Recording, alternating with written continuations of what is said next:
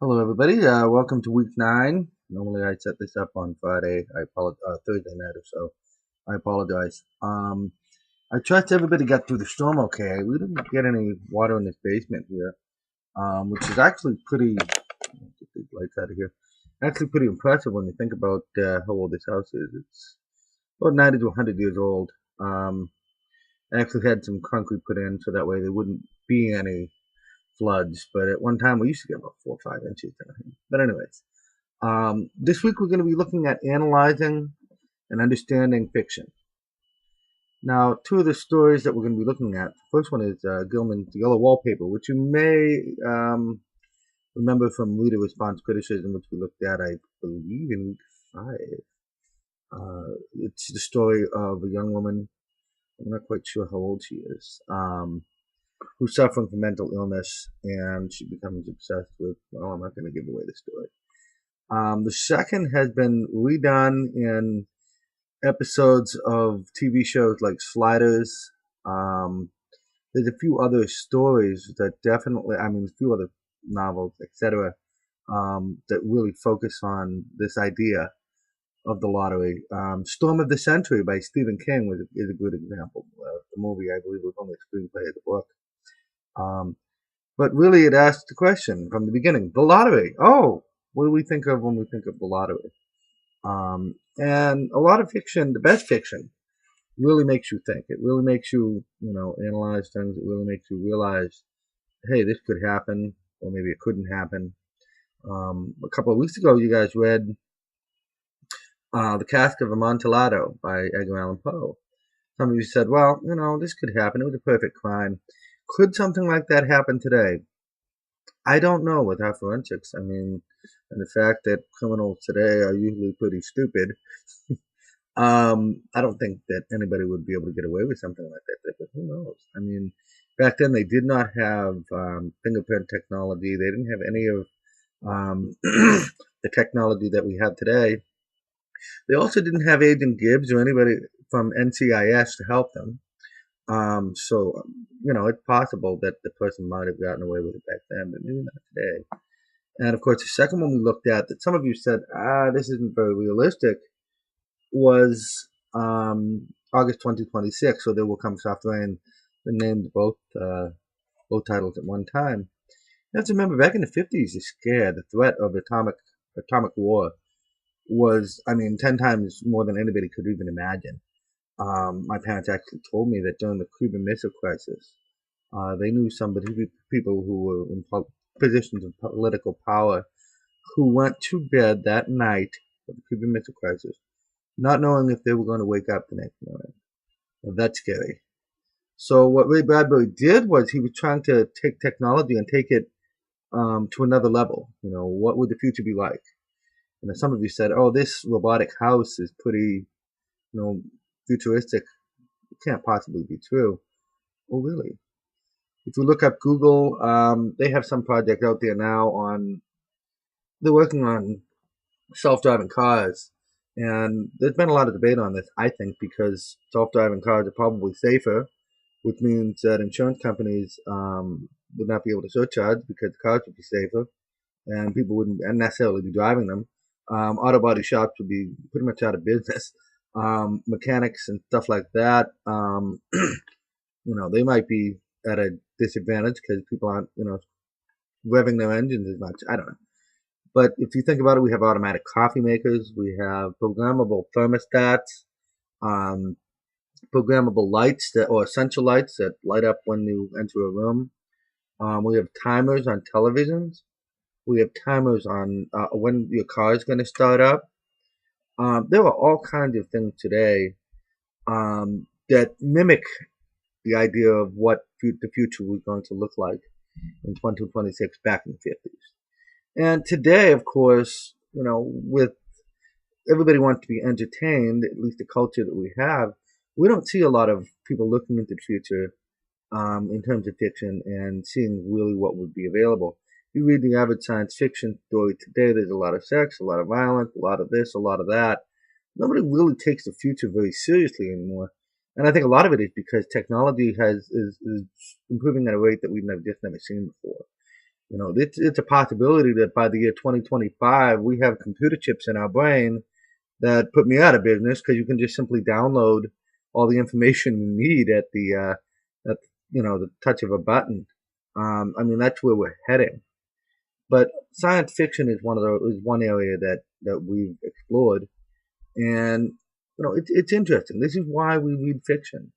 To look at where we are, who we are, where we're going, where we've been. How things have changed. Look at Gilmer's The Yellow Wallpaper. Would we really treat people like that today? I'll leave that question up to you. Now, with Shirley Jackson's The Lottery, I can't say anything really that won't give away the ending, but think about it. What kind of a society is this? What kind of a society exists where this could go on? These are questions that really make you think, and this is what is so important about fiction that sets it apart from, I don't know, watching television, especially some of those really idiotic TV shows. And we learn something about ourselves, about others. I don't want to ramble anymore. But you'll notice that in the Facebook questions, we're moving on to Essay 2. And Essay 2 focuses on fiction, obviously. You're going to want to pick a story, a book. You can pick a book. I have no problem with that. That you're going to be analyzing these characters. What kind of characters are they? You may have to do a little bit of research to understand personality types, etc. Should be fun, I hope. What kind of personality do they have? What kind of a character are they? What makes them tick? What do they do that makes them act that way? You're really going to be looking at two characters and analyzing them. Case in point, Great Gatsby by F. Scott Fitzgerald. Obviously, most people would probably pick Jay Gatsby and his neighbor Nicholas, and you would analyze Gatsby, who was obviously a self-made man, not by legal means. He had a personality that mimicked that of Benjamin Franklin, but had become corrupted.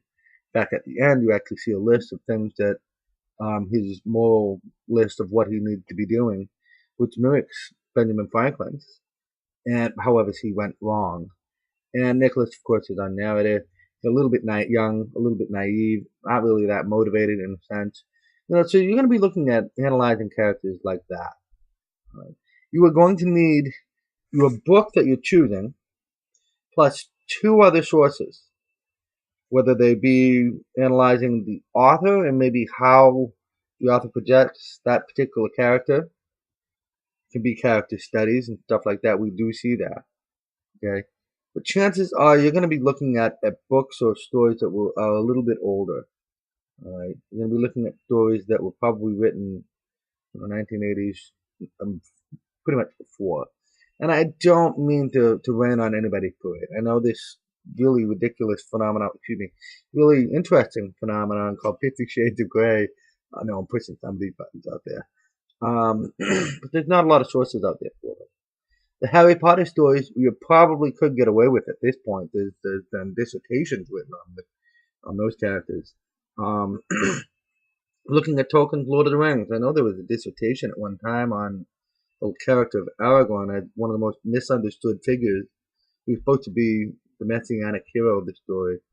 Looking at children's books, Alice in Wonderland is a great one that my wife is actually reading. That analyze Alice and maybe another character. Obviously, some stories are different than others. Some stories only have one character, or maybe no characters at all. It really varies. So that's something that's a little bit flexible, but it really varies. Depends on what story you're choosing. So this week we're going to be looking at on Facebook. Anyways, we're going to be looking at symbols in stories. I hate symbols. I hate looking at them because oftentimes you can get so wrapped up in the symbol that you lose sight of the story. So I'm going to ask you to read the story, then deal with the symbol, because otherwise you can't appreciate the story. But Shirley Jackson's The Lottery especially wrote these symbols in there deliberately, and they're pretty easy to figure out. The last names, you can look at different objects. The time of the year is pretty symbolic. And then we're going to be looking at topic choices. I'm really interested in seeing what you guys are going to choose. There's so many authors out there that I've actually had people do. Please do not pick Shakespeare. I know some of you pick Shakespeare for poetry. Don't pick Shakespeare because I believe we're doing that for plays. He's not really fiction. He's more playwrights. I'm hoping to really see some interesting topic choices. I mean, you can pick Hemingway, plenty on him, plenty on his characters. You can pick Poe. You could pick Hawthorne if it's the right one. Use your imagination. Try not to limit yourself. I know some of you like Ivanovich and Chuck Palahniuk. I'm hoping to see somebody on Fight Club. But remember, you're not summarizing the story. You're not summarizing the story. You might give a brief blurb about what the story is about, but your focus is on the main character. When those of you were writing your poetry essays, I got so many biographies of poets. That was not the. Some of you lost points on that. That was not the focus. That was not the focus at all, and I made it very clear. A couple of tips. Number one, that was actually my first one. No biographies of the author. Okay, if the author really resembles a character, a good case in point would be James Bond. Ian Fleming loved James Bond and loved his character and wanted to live his life through him. That would be maybe one example where you might compare and contrast. No Wikipedia. I've said this before, I will say it again. No Wikipedia. Now this time, before you guys had a rough draft, this time I believe you do have a rough draft, but I'm going to be taking points off. If I see, just basic biographies of authors, Wikipedia, remember your in-text citations.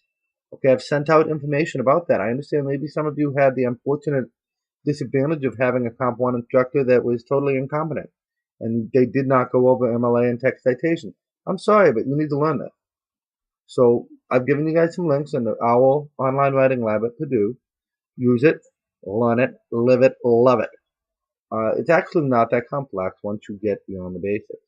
Okay, we use in-text citations every time we summarize, paraphrase, or quote. Most people I do see quotes and they add the in-text citation, but not after paraphrasing and summarizing. Mystifies me. I will be checking for sources. Make sure your sources are in your essays. If you are not sure if your book's going to be available, get it now. Some of you I gave plenty of time on the rough draft and the final draft of essay 1. And, I still have yet to receive quite a few essay 1s from you guys, final draft.